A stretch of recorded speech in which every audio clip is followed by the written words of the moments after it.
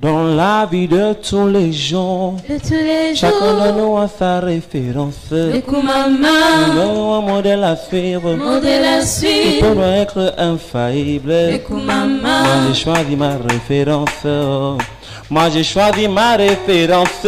Jésus, ma référence. Jésus, ma référence. Jésus, ma référence. Jésus, ma référence. Dans la vie de tous les gens. Je vous avoue que moi j'ai eu la foi brutale. J'ai cru sans comprendre. Mais après Dieu va t'amener dans un domaine où il va te faire comprendre pour consolider ta foi. Mais au départ, il te demande de croire. J'ai toujours demandé à Dieu comment nos grands, comment dire là, vidéo fond. Comment les gens d'avant, est-ce qu'ils avaient fait trop l'école comme on fait ici? Non. Au point où le Sanhédrin a posé la question, est-ce que les gens-ci ne sont pas les gens du peuple? Maintenant, j'ai l'impression qu'on a amené la foi là, on a laissé ça au niveau des doctorats. Bien aimé, ce n'est pas vrai. La foi, je ne pense pas que la foi est comme ça. La foi, ce n'est pas ça. Quand je pense à Pierre, lui c'était un pêcheur, il ne connaissait même probablement pas lire, il connaissait même compter l'argent et les poissons. Quand je pense aux autres, quand je pense à Marie, quand je pense à Joseph, quand je pense à tous ces personnages bibliques, quand je pense à Abraham, qui n'avait jamais entendu parler de la foi, c'est grave. J'ai fait beaucoup de remises en question et par la grâce de Dieu, il m'a éclairé sur la foi. Bien aimé, la foi est réelle et chirurgicale. Et elle est simple. Elle est simple. Je suis sûr que quand tu vas sortir aujourd'hui, ta foi va grandir. Le paralytique, il s'est levé parce qu'il a eu la foi. Est-ce qu'il a subi tous ces enseignements? Non. Mais la Bible dit qu'il a eu la foi. La femme à la perte de sang, elle a été guérie. Est-ce qu'elle a subi tous ces enseignements? Non. Au contraire, on l'a frappée à gauche, à droite. La Bible dit qu'elle a vendu tout. Elle n'a pas subi les enseignements. Mais elle a eu la foi. Le centenier romain, un romain, donc païen. Jésus a béni, a ressuscité quelqu'un, a guéri quelqu'un à cause de sa foi. Mais quelle est cette foi que chaque jour on doit avoir le marteau si ça ne veut pas bouger? Probablement c'est un problème d'enseignement. Et le Seigneur m'a donc envoyé ce matin. Le titre c'est « Il suffit de croire ». Il suffit de croire. Je prie vraiment le Seigneur qu'il t'éclaire, vraiment. Tu verras que ta vie va décoller. Ta vie va décoller. Prenons Habakkuk chapitre 2, verset 4. Habakkuk 2, 4. Habakkuk chapitre 2, verset 4. Je lis au nom de Jésus-Christ. Voici, son âme s'est enflée. Elle n'est pas droite en lui. Mais le juste vivra par sa foi. Pas par la foi, par sa foi.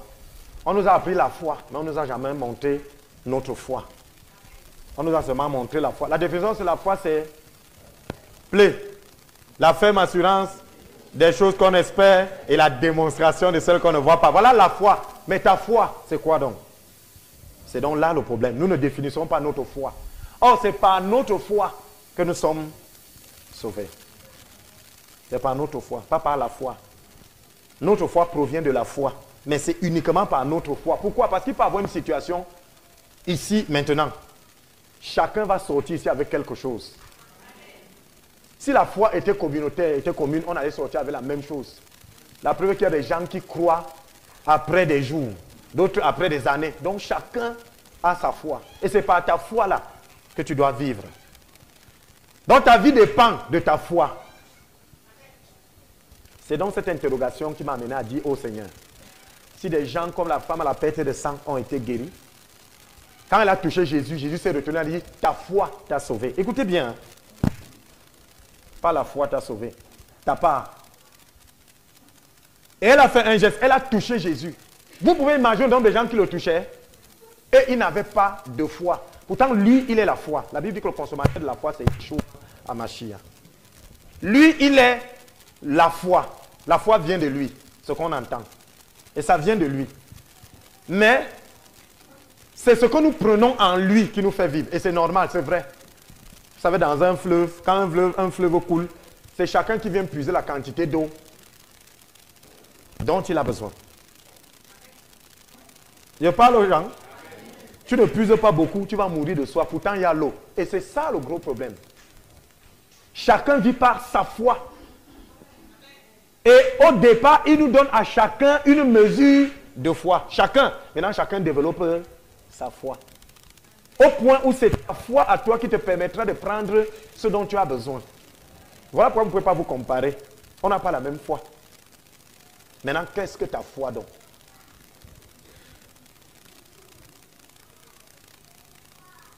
Prenons 1 Jean chapitre 5 verset 15.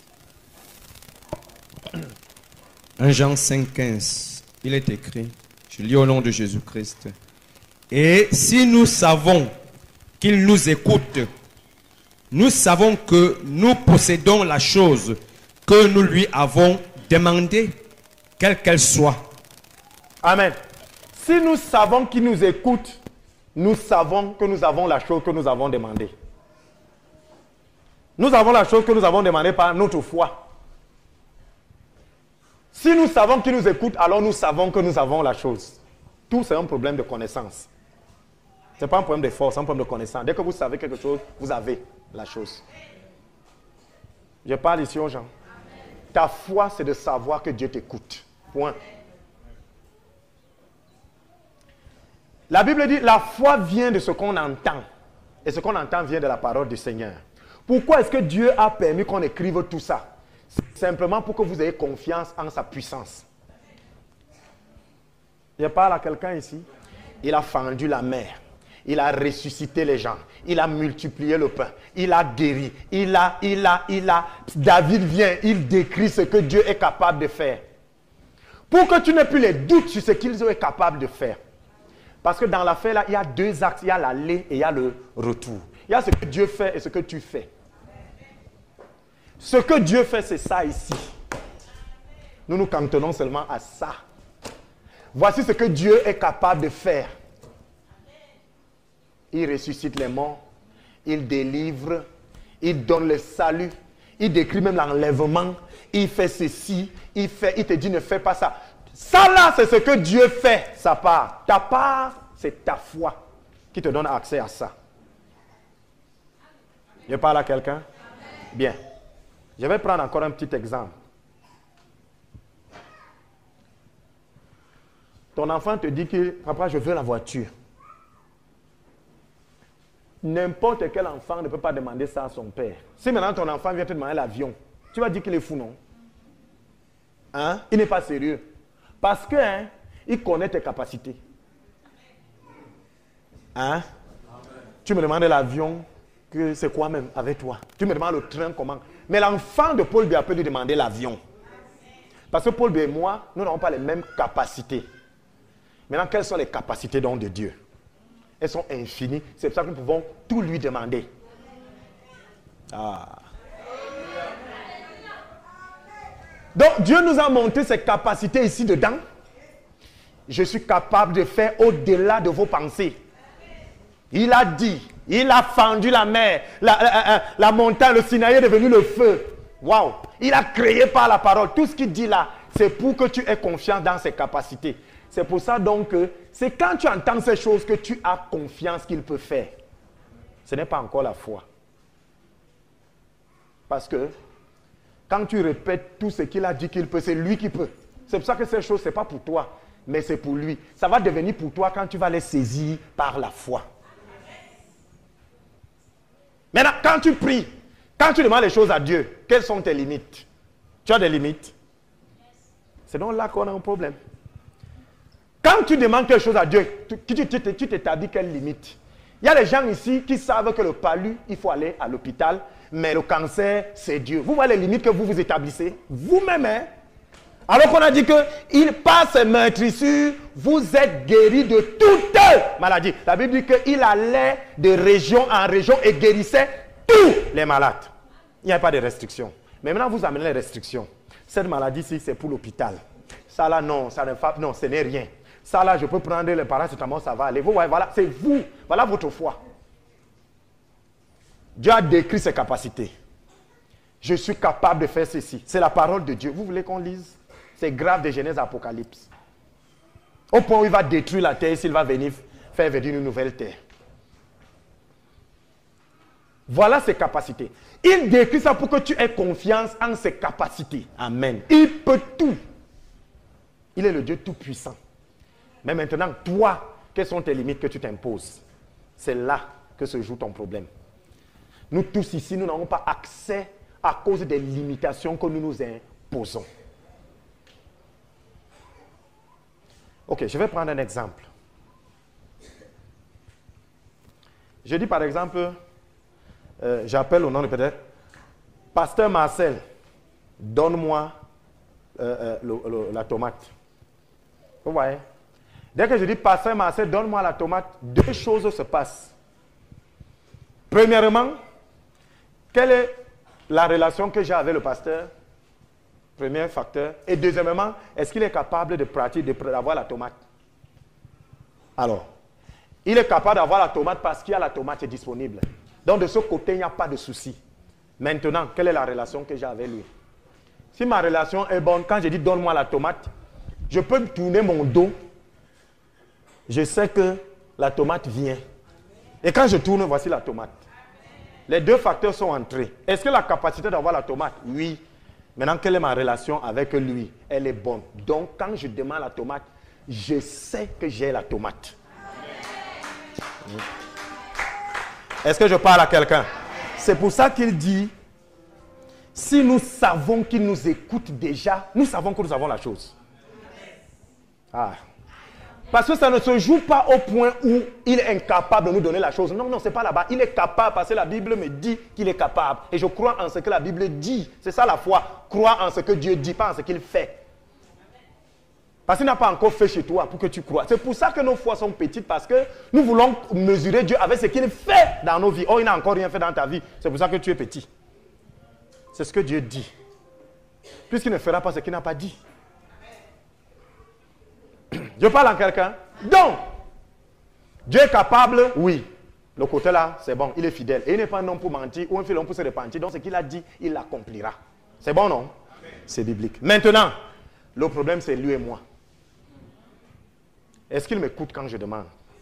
S'il m'écoute, alors je sais que la chose que j'ai demandé, je l'ai. Parce que le problème n'est pas comment il va faire pour avoir. Il peut avoir. Donc, le problème entre lui et moi, c'est qu'il m'écoute. Si je suis sûr qu'il m'a écouté, c'est bon. Je m'arrête là, je dis que j'ai la chose. Je parle à quelqu'un. Hey, voilà où se situe la foi. Pendant que tu pries, la foi n'est pas passée ou future, c'est pendant. La foi est actuelle. Pendant que tu pries, est-ce que Dieu t'écoute? Si tu es sûr que pendant que tu parles, il t'écoute, c'est fini. Dès que tu sors, tu as la chose. C'est ça notre foi. Vous allez entendre, j'ai prié pour ce sujet. Tu as prié, où sont les résultats? Vous conjuguez trop au passé. Or, la foi est au présent. Asseyez-vous au nom de Jésus. Prenons Marc, chapitre 11, verset 23. Marc, chapitre 11, et le verset 23, il est écrit, je lis au nom de Jésus-Christ. Je vous le dis en vérité, si quelqu'un dit à cette montagne, ôte-toi de là et jette-toi dans la mer, et s'il ne doute point en son cœur, mais croit que ce qu'il dit arrive, il le verra s'accomplir. Alléluia. Bien. J'aimerais que le peuple de Dieu me donne son attention.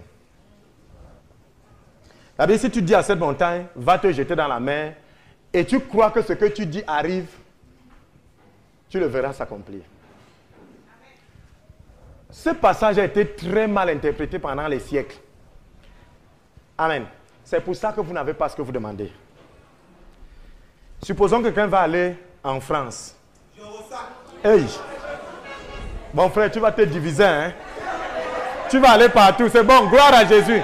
Tu seras un pèlerin au nom de Jésus. Ok.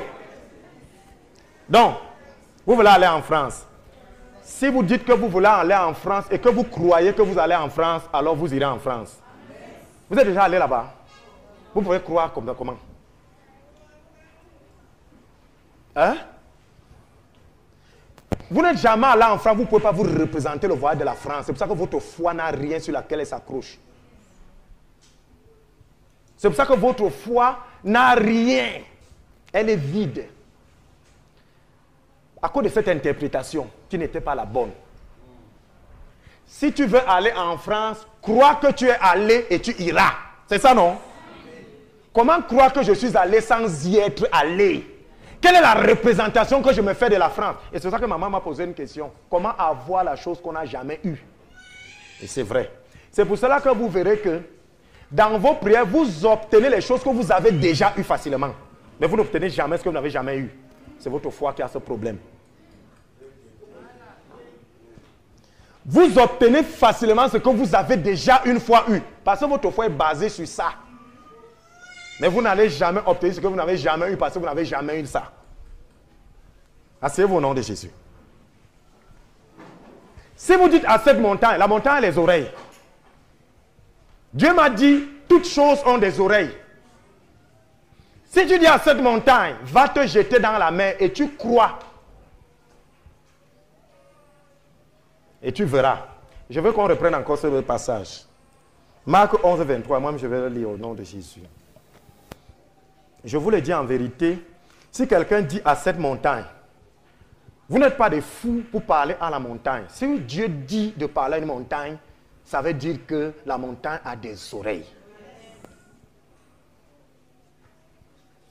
Première chose, la montagne a des oreilles. Si vous dites à cette montagne, ôte-toi de là et jette-toi dans la mer, et si vous ne doutez point dans votre cœur, alléluia, mais crois que ce que vous dites arrive, vous verrez s'accomplir. Bien. Pasteur Marcel, lève-toi. Observe-moi bien. Tu observes ma bouche. Tu as... Parce que ce n'est pas arrivé. Ouais, Seigneur Jésus. J'ai dit quelque chose, mais ce n'est pas arrivé.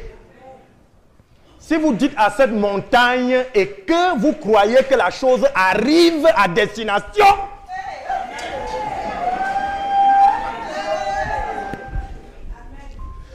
parce que quand vous dites il faut que la chose arrive à destination pour obéir. Si je dis à mon fils, lève-toi, il va se lever parce que ma parole est arrivée.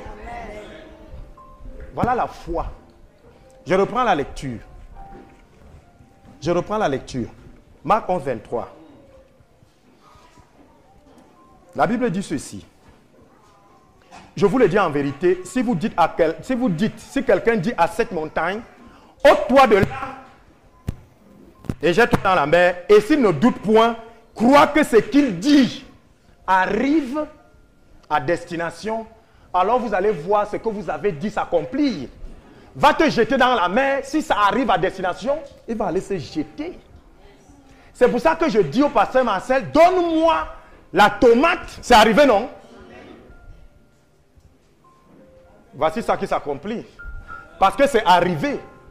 Maintenant, quelle est la chose qui peut faire que ça n'arrive pas? C'est le mur du péché. Asseyez-vous au nom de Jésus. Il y a 2 tomates. C'est pour dire quoi? Pendant que vous priez, est-ce que ce que vous dites arrive aux oreilles de Dieu? Question. La foi vient de ce qu'on entend. Le Seigneur m'a dit de venir te dire. La foi, c'est au moment où tu pries. Pendant que tu pries là. Pas quand tu sortiras. Pendant que tu es en train de prier, est-ce que tu sais ou tu crois que Dieu écoute? Revenons à 1 Jean 5,15. Revenons à 1 Jean 5,15. Lisez au nom de Jésus. 1 Jean 5,15.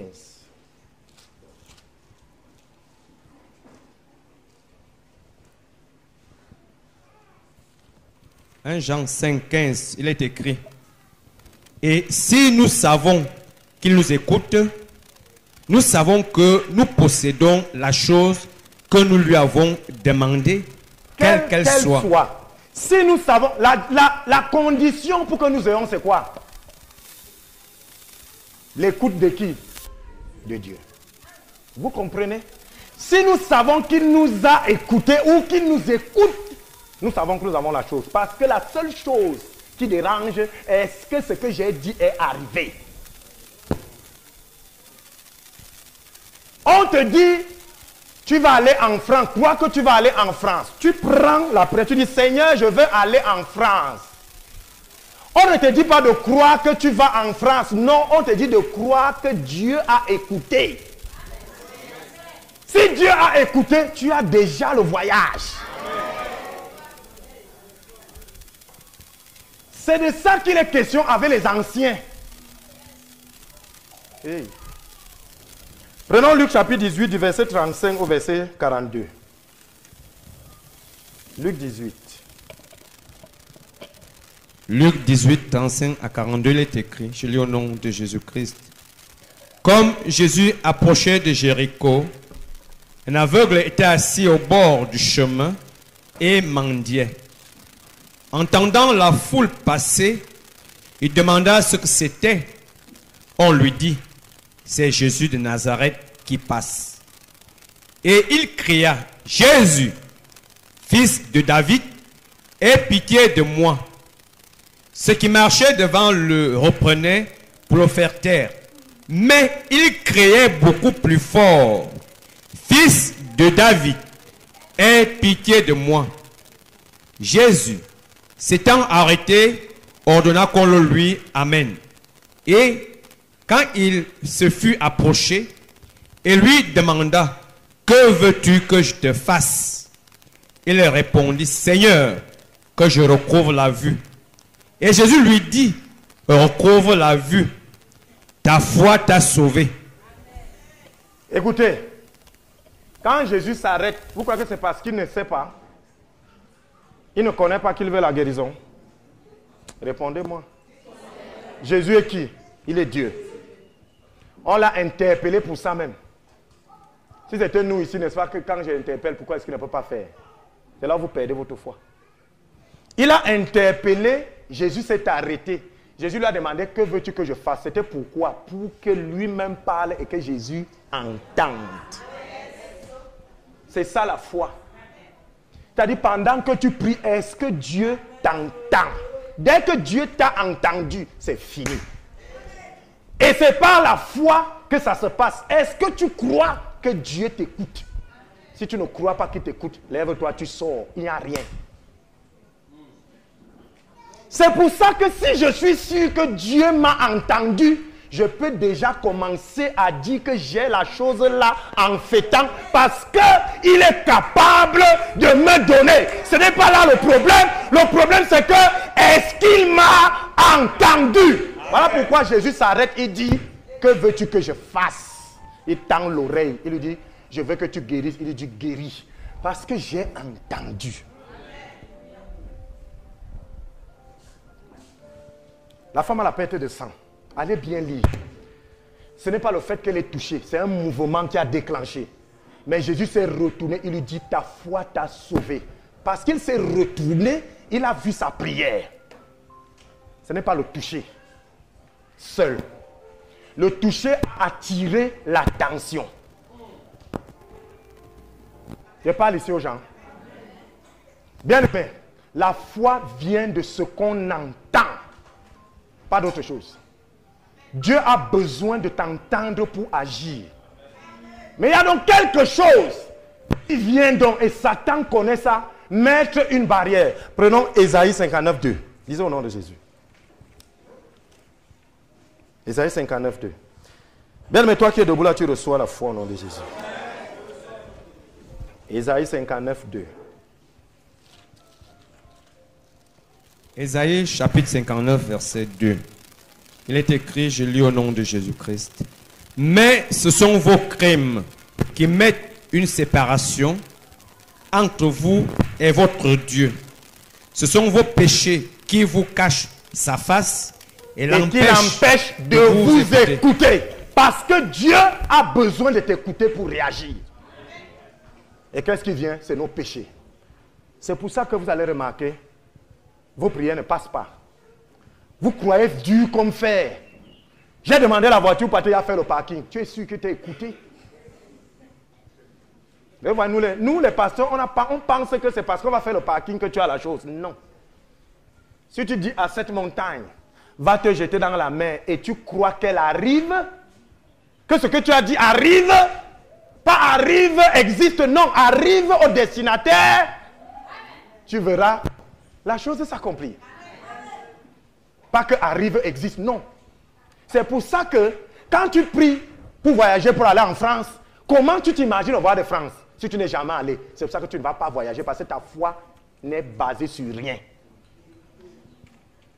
C'est pour ça que quand vous priez pour quelque chose qui est déjà arrivé, c'est par rapport à cette chose qui est arrivée que vous pensez que les autres arrivent, ça peut arriver.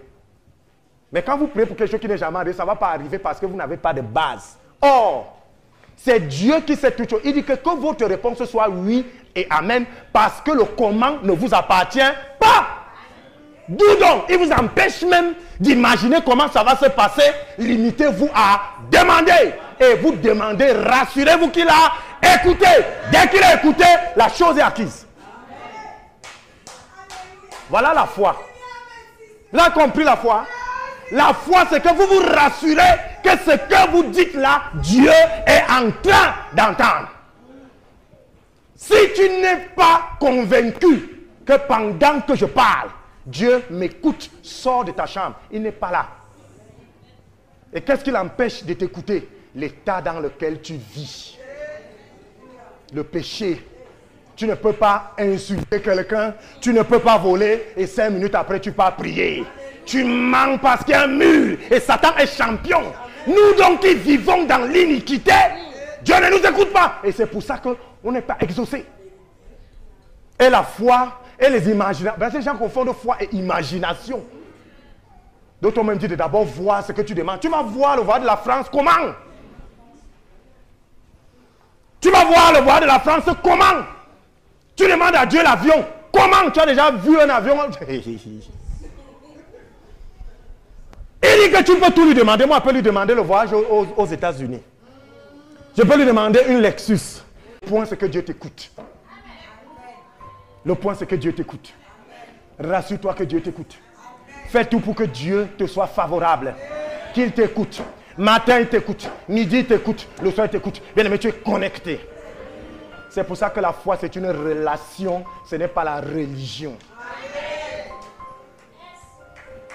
Tu ne peux donc par conséquent pas vivre dans le viens on reste et tu dis que tu pries.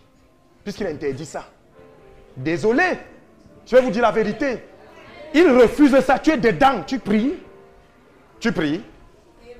Laisse ça. Tu te séduis. Il va dire, ce qui m'empêche de t'écouter, c'est que tu vis là-dedans. Fais d'abord ça. Il dit, ce n'est pas que mes mains sont courtes ou mes oreilles sourdes. C'est votre crime qui m'empêche de t'écouter. T'écouter, c'est l'écoute. La foi vient de ce qu'on entend.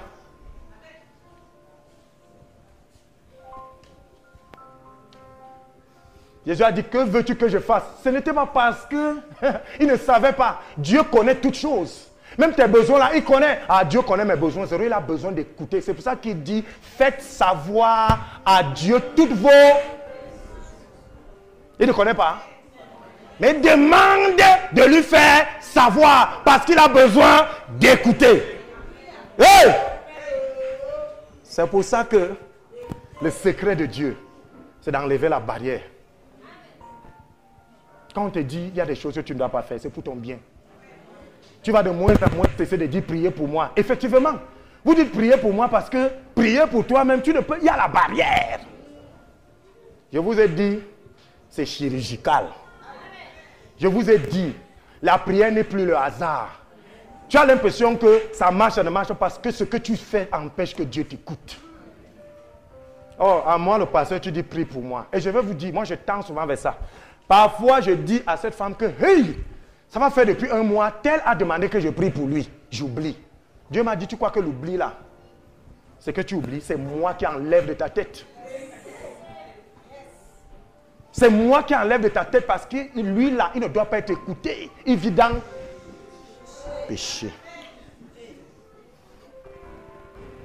C'est toi qui détiens ta destinée. Tu détiens. Parce que tu sais les barrières que tu construis. Détruis les barrières. Dès que tu détruis les barrières, je vous dis que c'est pendant que vous parlez. Ce n'est pas après. Ce n'est pas avant. C'est pendant que vous parlez. Si tu dis et que tu crois que ce que tu dis.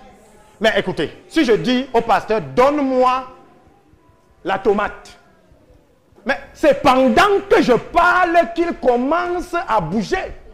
Dès que j'ai fini de parler, c'est fini. Dès que j'ai fini, c'est fini. C'est parce que la voix est présente. C'est pendant que tu parles que tu dois avoir la foi. C'est-à-dire tu dois croire que Dieu t'écoute. Mais généralement, quand tu pries, quand tu vois quelque chose qui sort, c'est pour ça qu'il dit, si l'un de vous se place pour m'offrir un sacrifice et que son frère a quelque chose contre, parfois vous priez, vous voyez l'image de votre ennemi venir. Dieu est en train de vous dire que arrête. Voilà ta barrière. Va d'abord régler. Tu dis, Aka, je vais aller après. Arrête là. Arrête là parce qu'il ne t'écoute pas. Dieu n'est pas comme nous. Que je finis d'abord. Dieu dit, arrête là. Mais si tu es ici à genoux, va d'abord régler. Tu es en train de prier, tu vois un truc sortir. Voilà ta barrière. Dieu dit, enlève d'abord cette barrière pour que je t'écoute. Dieu m'a dit, tu connais combien de gens j'écoute par jour? Quand vous connaîtrez que plus de 5 milliards prient, 2 milliards, laissons même les milliards, que 1 million prie au même moment que toi, et que Dieu écoute toute leur voix, et que toi, il est arrivé chez toi, il a dit, va d'abord enlever, tu vas te lever, aller courir vite de peur qu'il ne t'écoute jamais, parce qu'il a affaire. Et désolé de vous dire, il a affaire. Il y a d'autres prières qu'il doit écouter. Ta part enlève la barrière. Mais le volume... Assieds-toi au nom de Jésus. Vous allez grandir dans la fête. Je vous ai dit, pour moi, quand je prie, ça marche, c'est chirurgical. La terre et tout là, c'est secondaire. C'est tout. Là, je ne parle même plus de ça. Votre relation avec Dieu est dangereuse. C'est donc pour ça que vous allez remarquer les grands hommes de Dieu s'isolent toujours. Parce qu'au fur et à mesure que vous êtes en contact avec les gens, ils vous amènent à construire des murs. Les vrais, les gens baptisent, Dieu a dit, va du coup au désert. Mieux tu pars au désert. Abraham, pour bien m'écouter là, quitte là où tu es souvent. Vous voyez, il te balaye, il t'enlève pour que les murs là ne se construisent pas. Parce que nos gens-ci, c'est les mêmes, c'est eux qui nous font construire des murs. Tu es un enfant, tu lui parles, étant désobéissant, tu as ta prière à 13h. Tu as déjà dit que tu vas aller prier à 13h. C'est à 12h50, il vient te tacler par derrière. Tu vas dire, imbécile, quitte de là. Après, tu peux te plier, il y a déjà un mur. C'est pour ça qu'on appelle la retraite. Dieu, parfois, quand il va te parler, il dit, retire-toi. Afin que ces murs-là ne se construisent plus.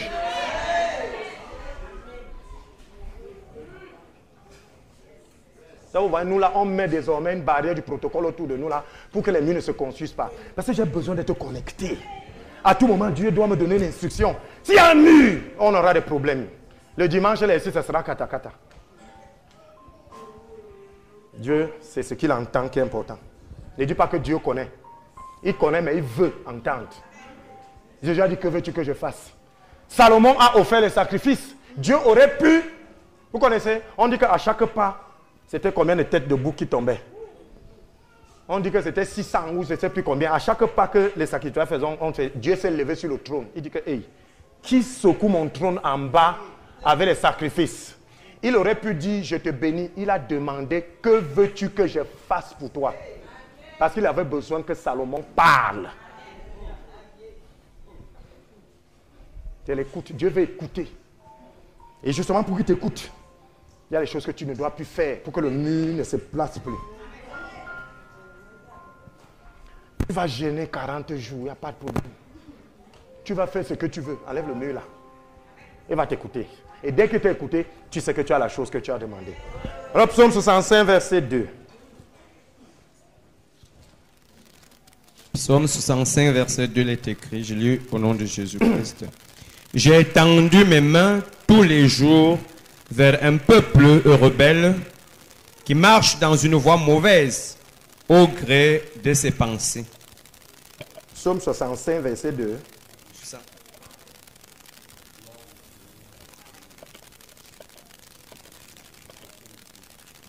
Psaume 65, 2, je reprends.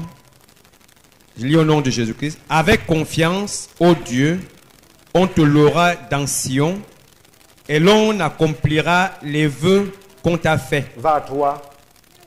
Ô toi qui écoutes la prière, tous tous les hommes viendront à toi. Vous comprenez? Oh, toi qui, tous les hommes viendront à toi. Faites les sacrifices que vous voulez. Si Dieu ne vous écoute pas, c'est votre problème. Vous faites la dîme, vous payez les offrandes et tout, mais Dieu a besoin d'écouter que Seigneur, voici ce que je t'apporte. Il va écouter. C'est ça que lui prend l'écoute. C'est pour ça qu'il n'aime pas les gens qui font le commérage, parce que justement, vous sortez des inepties. Non. Hein? Psaume 66, 19.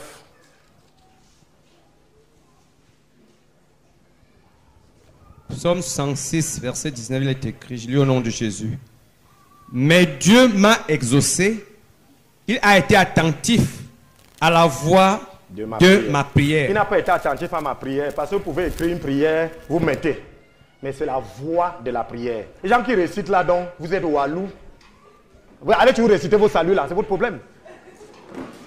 Vous demandez quoi à Dieu? Ouais, bah, vous récitez. Il a été attentif à la voix de ma prière. Vous pouvez écrire une prière. Ça peut être dans votre cœur. Les gens qui partent souvent là, non, moi je prie dans le cœur. Il va entendre la voix de ta prière. Donc quand nous les pentecôtistes, on se lève rabakata sata. On dit qu'ils font cherebekete sente azizo getandebo baradash. On dit qu'ils prient en désordre. Non, c'est parce que chacun est en train de vouloir qu'il écoute la voix de sa prière. Vous voyez que quand les gens n'ont pas l'enseignement et ils vous découragent, il y a des gens qui disent qu'ils font trop de bruit. La Bible dit entrez dans mes pavis en poussant des cris. Alléluia. Nous mettons en pratique la volonté de Dieu. Ça de dehors, ce n'est pas notre problème. Donc quand je suis en train de prier, je suis en train de faire entendre la voix de ma prière. C'est pour ça qu'on ne peut pas être ici, une seule personne prie. Non, non, non, non, non. Il veut t'entendre, non? Parce que je peux être en train de dire, Seigneur, bénis ton peuple au nom de Jésus. Tu dis Amen. C'est ma voix seule qu'il a entendue. Et il va te bénir afin que moi je sois béni. Mais si je dis, demandons à Dieu de nous bénir, chacun doit élever la voix de sa prière. Quelle est donc la bénédiction pour chacun? Pour maman Anita, ça peut être l'élévation au niveau de l'emploi.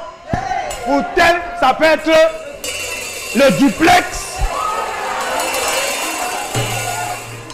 Pour tel autre, ça peut être l'enfantement. Donc la bénédiction pour chacun est spécifique. C'est pour ça donc que c'est la voix de ta prière qui oriente Dieu vers ce dont tu as besoin. Ne laissez pas que les gens prient pour vous. C'est pour ça que quand vous rentrez souvent dans des cérémonies, là où il y a les grands mariages, vous partez trop là, vous avez les repas de nuit. Parce que vous êtes restés comme ça, un sorcier a prié pour vous tous. Il a transformé cette nourriture, tu dis seulement Amen, c'est-à-dire c'est fait. Qu'est-ce qui est fait? Tout ce qu'il a raconté dans son latin là. Tout ce qu'il a dit là. C'est pour ça que chacun, dès qu'on dit de prier pour la nourriture dans un deuil ou un mariage, je ne sais pas trop, toi-même, dedans. Dedans. Et quand tu pars te servir, je couvre cette nourriture dans le sang. Dans le sang de Jésus. Le sang de Jésus. Je mange au nom de Jésus. Quand tu vas rentrer, il n'y aura pas de repas de nuit. Mais il vous muselle. La première chose qu'on reproche aux pentecôtistes, c'est le bruit. Oh, Dieu va entendre la voix de ce bruit. Regardez quand il vient se plaindre. Tapage. Il dit que le jour que quelqu'un va arriver ici pour tapage, il va comprendre. Je vais acheter les baffes amplifiées. Je vais me mettre dans sa direction. S'il ne démarre pas, c'est son problème. Il y a même encore un bar qui va ouvrir là. J'ai pitié de lui pour ses appareils parce que ça va se griller au nom de Jésus.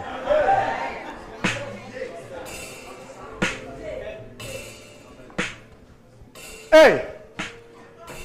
Donc ta foi n'est pas de représenter ce qui doit arriver. Ta foi, c'est de croire que Dieu a entendu, point. C'est pour ça que quand le centenier romain dit à Jésus, allons guérir. Guéris mon serviteur. Jésus veut partir. Il lui dit non. Moi je dis à mon subordonné, on fait. Toi tu peux aussi dire. Jésus n'a pas besoin d'aller, n'a pas eu besoin de toucher. Mais comme Jésus a entendu la foi du centenier, la personne s'est levée. Bien-aimé, Dieu a besoin de t'entendre. Dieu a besoin de t'entendre. Il veut t'écouter. Pendant que tu pries, dès que tu te lèves, tu n'es content pas parce que ça s'est accompli, mais parce qu'il t'a entendu. Voilà ta foi. Ton Dieu t'a entendu, alors la chose est déjà là. Parce qu'il n'est pas incapable. Il va même faire au-delà de mes pensées. Donc tu ne peux même pas guider Dieu. Dès que tu l'exprimes ce dont tu as besoin, le comment ne t'appartient pas. Voilà pourquoi nous sommes donc souvent déçus. Parce que nous imaginons comment il va faire. Vous voyez, ce n'est pas ça la foi. Vous avez l'espérance. La foi, on ne sait même pas comment ça va venir, mais on croit que ça va venir. Parce qu'il a entendu. Donc la foi se résume à quoi? Quand j'entre dans la présence, est-ce que les conditions pour qu'il m'entende sont réalisées? Si c'est réalisé, quand je sors, c'est bon. Parce qu'en Jésus, c'est oui et amen. Bien aimé, je scelle ça dans le sang de Jésus.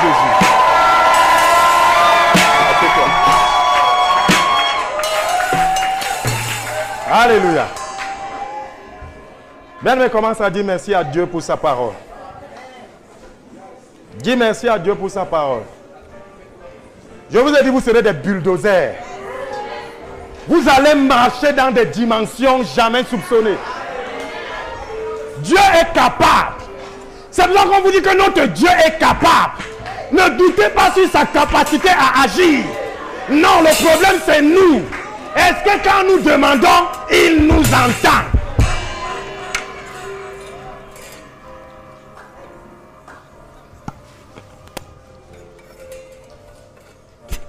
Remercie le Seigneur pour la foi. C'est donc pour ça qu'il dit qu'il a donné à chacun de nous une mesure de foi.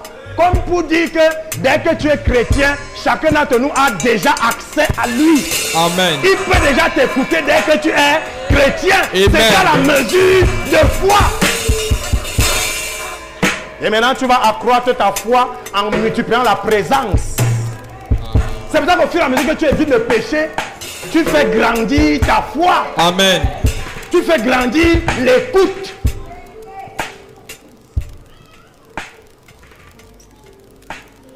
Commence à dire merci à Dieu.